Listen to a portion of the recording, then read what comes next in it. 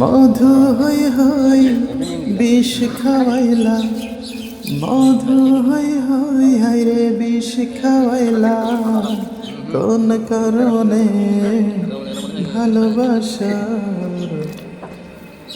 সময় তো ফ্রেন্ডস, বিষ না খেয়ে মধু খেতে হবে। হ্যাঁ, আর এই মধু খাওয়ার জন্য সঠিক মহলের সাথে যোগাযোগ করতে হবে।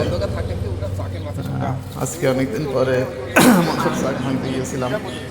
আমার খুব প্রিয় এক ভাই বলছিলেন যে ভাই কিছু মধু লাগবে, তাই প্রাকৃতিক মধুর চাক ভাঙতে গিয়েছিলাম। তো চাক ভাঙলাম, মার্শাল্লাহ এক চাকে প্রায় 4-5 কেজি মধু পাওয়া গিয়েছে, আলহামদুলিল্লাহ।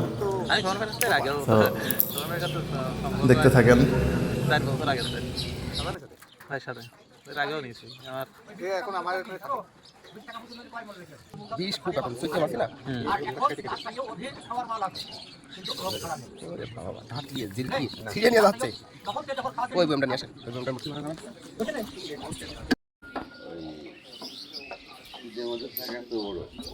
আমার হাফ কেজি মতো হয়েছে, আমি বইমে রেখে দিলাম তো এরকম রান্না করি।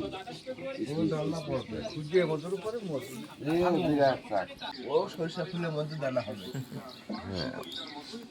না আমি একবার ওইটা আমি